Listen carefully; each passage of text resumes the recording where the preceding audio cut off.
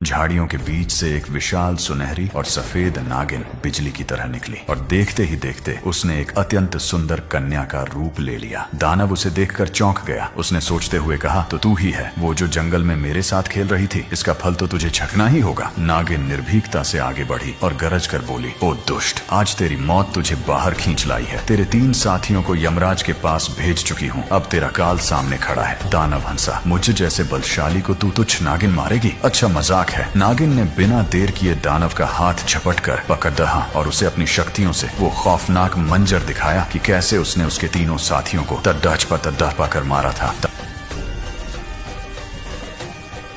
दानव की रूह कांप गई। कौन है तू और मेरे भाइयों को क्यों मारा? नागिन की आंखों ने अंशु आ गए। वह बोली, भूल गया 50 साल पहले की वो काली रात जब मेरे माता पिता शिव मंदिर से पूजा करके लौट रहे थे। तुम 4 दरिंदों ने भूख मिटाने के लिए एक हंसते खेलते परिवार को उजाड़ दिया था। 50 साल पहले की कहानी। रात का समय था। एक नागिन अपने इंसानी रूप में शिव मंदिर में पूजा करके लौट रहे थे। वे खुश थे, बेखबर थे। तभी तुम 4 दानवों की नजर उन पर पड़ डी। तुम नरभक्षी इंसानी मांस के लिए उन पर टूट पड़े। नागिन डरे नहीं। उन्होंने अपना असली रूप धारण किया और कहा, बताओ क्या काम है? दानव और खुश हो गए। इच्छाधारी नागिन, सुना है इनका मांस बहुत स्वादिष्ट होता है। नागिन क्रोध से पागल हो गए। उन्होंने विशाल रूप धरा। भयंकर युद्ध हुआ, लेकिन 4 शक्तिशाली दानवों के सामने वे हार गए। मरते ही वे वापस इंसानी रूप में आ गए और तुम 4 ने उनका मांस खाया।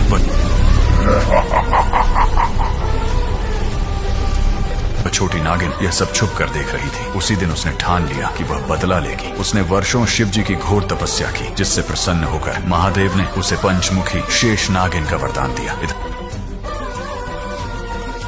इधर दानवी ने सोचा कि यही मौका है झारुल के पास जाने का। उसने एक सुंदर कन्या का रूप धरा और पिछले रास्ते से जंगल से होते हुए उसी जगह पर आ जाती जहां पर झारुल था। उसने झारुल के ऊपर से पत्ते हटाए, फिर उसके शरीर की मिट्टी साफ करने लगी। मिट्टी साफ करने के बाद उसने झारुल के सिर पर हाथ रखा ही था, होश में लाने के लिए की। तभी एक भयानक दहाड़ गूंजी। दानवी थर थर कांपने लगी। कहीं दानव तो नहीं आ गया? लेकिन वह दानव नहीं, एक विशाल बाघ था जो झारुल की खुशबू पाकर वहां आ गया था। दानवी अपनी शक्ति का प्रयोग करने ही वाली थी कि तभी एक पत्थर बाघ के सिर पर लगा। झारुल को होश आ गया था, लेकिन बाघ अब 2 गुने गुस्से में था। दानवी धर्म संकट में थी। अगर मैंने अपनी शक्ति दिखाई तो झारुल को सच पता चल जाएगा कि मैं एक दानवी हूँ, और अगर नहीं दिखाई तो ये बाघ हमें कच्चा चबा जाएगा। इधर दानव चिल्लाया, भले ही तूने उन 3 को मार दिया, पर मैं उनसे कई गुना शक्तिशाली हूँ। नागिन बोली, दुष्ट, आज तेरा यह घमंड टूटेगा। नागिन ने अपन विशाल गाय पंचमुखी शेष नागिन का रूप धारण कर किया। दानव भी अब युद्ध के लिए सतर्क हो गया। उसने भी अपना विशाल दानव रूप धारण कर लिया। क्या नागिन अपना 50 साल पुराना इंतकाम ले पाएगी? यह दानव के हाथों मारी जाएगी? क्या दानवी झारुल के सामने अपनी असलियत छिपा पाएगी? देखते रहिए अगला भाग जल्द ही।